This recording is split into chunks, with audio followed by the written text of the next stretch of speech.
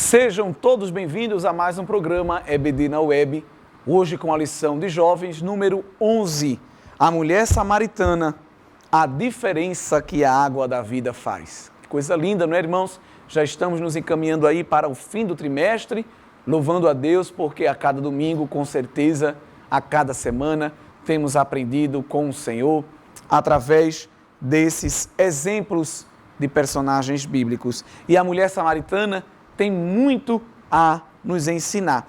Essa é uma das passagens mais ricas da Bíblia Sagrada e que há diversos elementos que você, professor, deve lançar mão para, com certeza, tornar a sua aula ainda mais rica.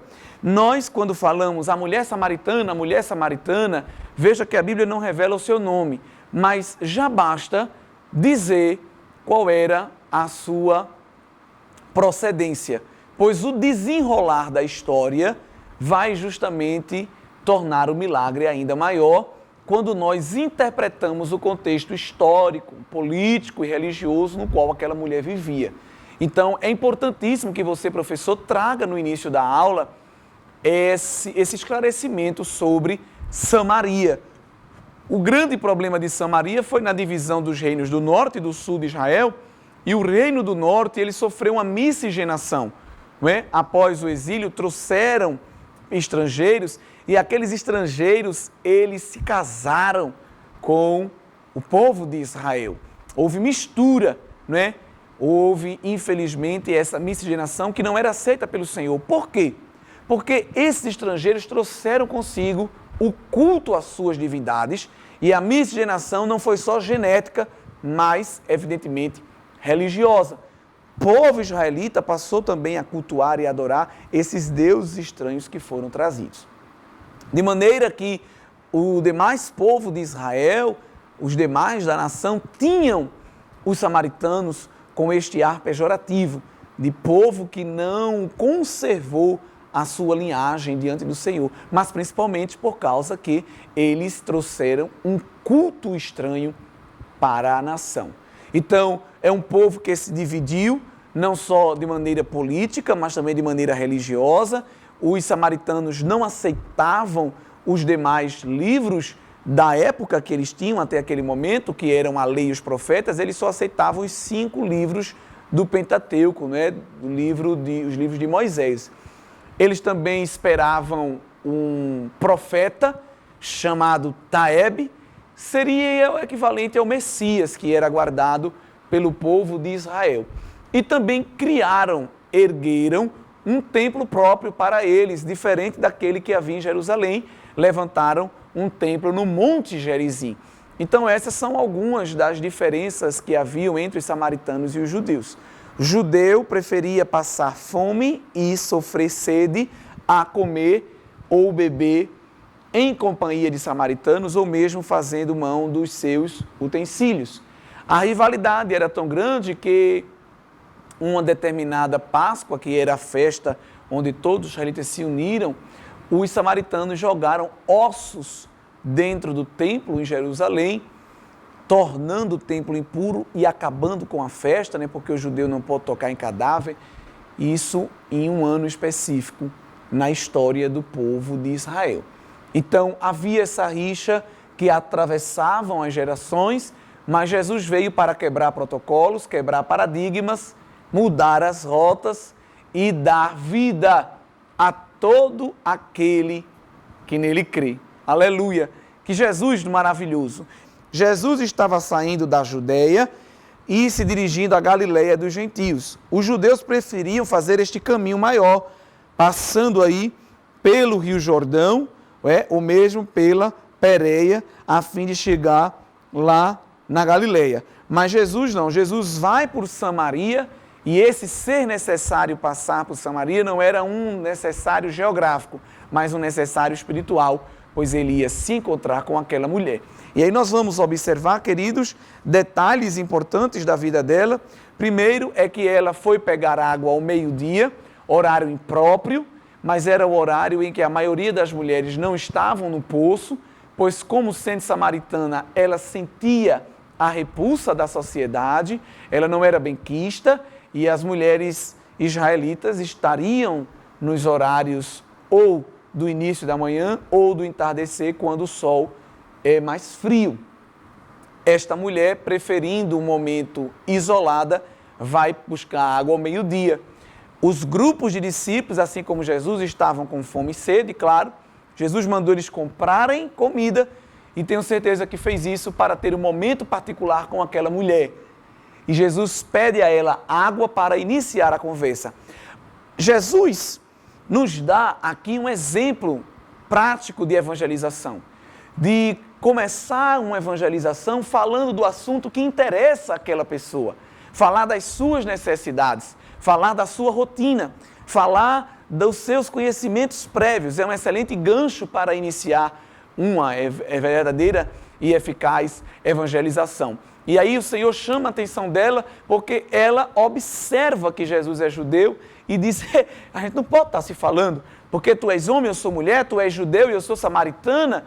E Jesus disse, mas se tu soubesse quem estava falando contigo, era eu que ia te dar água, porque tu estarias pedindo a mim e não eu a ti. E aquela mulher não entende que Jesus está falando de uma água espiritual, porque havia uma promessa de que o Senhor Jesus, como Messias, viria abrir as fontes espirituais. Você vai encontrar isso lá, por exemplo, em Isaías, no capítulo 12 e o versículo 3, nós temos esta primeira referência messiânica acerca do ministério do Senhor Jesus.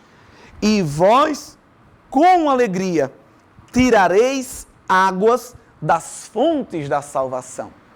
Esses ecos do Novo Testamento apontavam para o Senhor Jesus. Mais uma vez, no livro de Isaías, capítulo 44 e versículo 3, ele diz, porque derramarei água sobre o sedento e rios sobre a terra seca. Mas para não confundirmos esta promessa com a água física, o profeta, inspirado pelo Espírito Santo, explica que está falando de uma água espiritual. Derramarei o meu espírito sobre a tua posteridade e a minha bênção sobre os teus descendentes. E no capítulo 49 e o versículo de número 10, ainda é dito que há uma promessa de que nunca terão fome e nem sede, nem a calma, nem o sol os afligirão, porque o que se compadece deles os guiará e os levará mansamente aos mananciais de água. Veja que a promessa era de abundância, porque quando se fala de água, fala de fonte, fala de mananciais e fala de derramar. Então, Jesus traria a inauguração de um novo tempo, de uma nova aliança, onde a bênção espiritual de Deus seria abundante na vida de todo aquele que viesse até Ele. E é desta abundância espiritual que, evidentemente, o Senhor Jesus está conversando com a samaritana. E aí, para ela receber a bênção, Deus, através de Cristo Jesus, vai chamar a atenção dela. E ela, sem entender, ainda no plano terreno, diz assim, olha, o poço aqui que nós temos de Jacó, do nosso patriarca, é o que nos sacia. E tu não tem aí nenhuma panela, nenhum copo, nenhuma corda, como é que vai pegar a água do poço? Observe que o homem, quando não tem Deus ainda na vida, a visão dele é terrena, a visão dele é limitada, é materialista, mas quando Jesus chega, a gente passa a ter uma nova visão, a enxergar as coisas de maneira espiritual, a enxergar a eternidade, a enxergar o sobrenatural. Aleluia! Porque esse é o efeito de quem se encontra com o Senhor Jesus. E aí o Senhor Jesus vai sempre respondendo a esta mulher de maneira espiritual e diz, olha, quem beber da água que eu der, nunca mais tornará a ter sede. Essa água aí não, você bebe e você fica ainda sedento, mas aqui eu tenho, nunca mais tornará a ter sede. E essa mulher disse, pronto, então estou feita.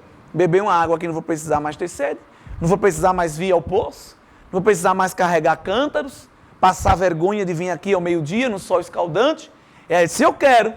Muitas vezes queremos a bênção, mas para obter a bênção é primeiro preciso ter um relacionamento com o abençoador. Aí Jesus mexe na ferida dela, no seu pecado, diz, olha, vou te abençoar, mas chama o teu marido. Ela disse, meu marido não tem como vir, E Jesus disse, é verdade, porque já tivesse 5 e esse aí que tens não é o teu. E aquela mulher foi pega, a sua catedral de areia arruinou-se, ela ficou sem chão. Como esse homem desconhecido, comecei a falar com ele agora, sabe da minha vida, das minhas intimidades, dos meus problemas, dos meus dilemas. E aí ela começa a entender que quem está falando com ela não é qualquer pessoa e confessa dizendo, Senhor, vejo que és profeta. Quando Jesus chegar, alguém vai começar a perceber a presença dele. Glória a Deus. Mostre isso aos seus alunos. E Jesus vai conversando com ela e ela aproveita, faz uma pergunta teológica de alto nível, dizendo, olha, já que o Senhor homem de Deus está aqui, eu tenho uma pergunta. Os nossos pais adoram neste monte, outros dizem que é para adorar em Jerusalém, e eu quero saber onde é que a gente adora a Deus. Eu quero adorar a Deus. E onde é que a gente pode adorar a Ele? E Jesus abre a porta da graça. Jesus me permita escancar a porta da nova aliança e diz, mulher, vai chegar a hora. E agora é em que os verdadeiros adoradores adorarão ao Pai em espírito e em verdade. E aí nós vamos observar, irmãos, que o Senhor, Ele envia esta mulher agora como uma pregadora, como uma missionária, como uma evangelizadora. Essa não é daquelas que vai seguir logo a Jesus, não. Ela vai seguir a Jesus, não de maneira presencial, mas tendo o Messias no seu coração, reconhecendo Cristo como Salvador, ela agora vai anunciar essas verdades eternas para toda a comunidade. De maneira que a fama de Jesus corre, mas não uma fama aleatória e vã, mas a fama da confissão dele como Senhor e Salvador. E é lindo porque o comentarista da lição nos mostra que João não retrata aqui nenhum milagre. Jesus não fez aqui nenhum milagre, não há sinais aqui de cura, de expulsão de demônios, não há aqui multiplicação de alimento, não há aqui Jesus interagindo de uma maneira sobrenatural com a natureza. O que há aqui é a palavra sendo revelada, é os grilhões sendo quebrados, os pecados sendo libertos através de um encontro verdadeiro e real com o Senhor Jesus. E a revelação progressiva de Deus na vida da mulher samaritana é lindo, porque no capítulo 4, versículo 9, é importante você, professor, passar isso ao aluno, ela reconhece que Jesus é judeu. Em nenhum momento Jesus se apresenta, em nenhum momento Jesus mostra crachá, diz o nome dele, endereço, não.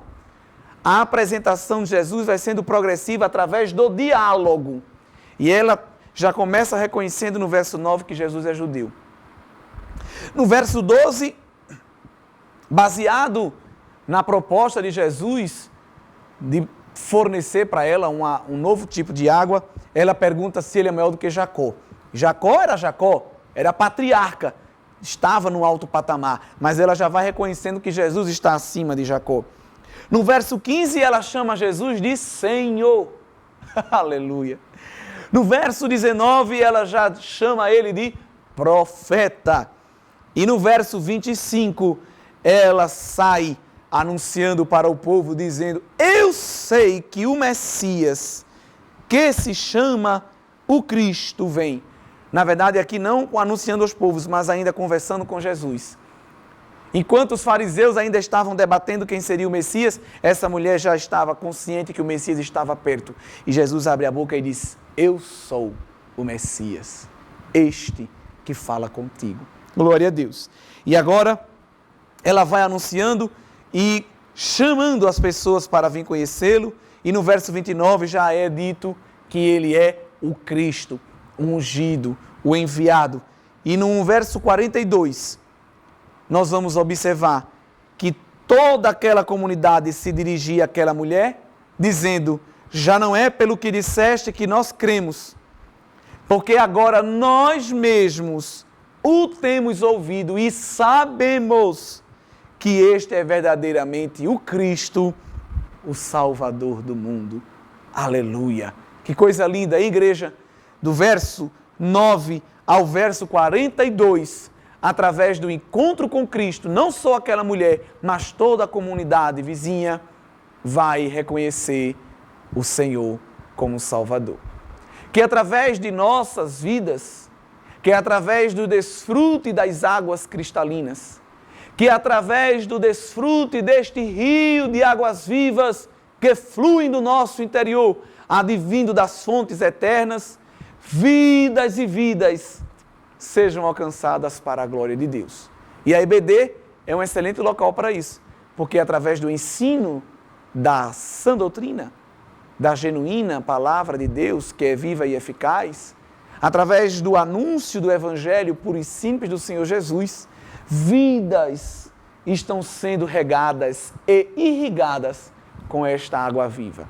Que você seja um instrumento de Deus na terra para executar, evidentemente, este milagre. E que a gente não seja uma geração que fica esperando milagres, maravilhas, prodígios e coisas extraordinárias para crer. Que possamos crer, principalmente pela pregação da palavra. Observem que cidades como Corazim, Betsaida, Cafarnaum, viram e testemunharam muitos milagres do Senhor Jesus, mas não creram. O próprio comentarista da lição nos chama a atenção que por esses lugares onde o Senhor Jesus passou, ele foi chamado de endemoniado. Diziam que ele expulsava os demônios era pelo poder de Beelzebu. Jesus até vai dizer, olha, como é que um reino dividido pode prosperar? Como é que eu expulso o demônio pelos demônios? É até ilógico isso. Mas era porque o entendimento daqueles homens estava cegado pela prepotência deles. Corações frios de quem não queria crer e aceitar que Jesus era Deus. Jesus foi chamado de comilão, de bebarrão, de charlatão, até de lunático chamaram o Senhor Jesus. Veja que coisa. Mas aqui, neste território, esta mulher e os seus concidadãos reconheceram que Cristo era o Messias, o Salvador do mundo.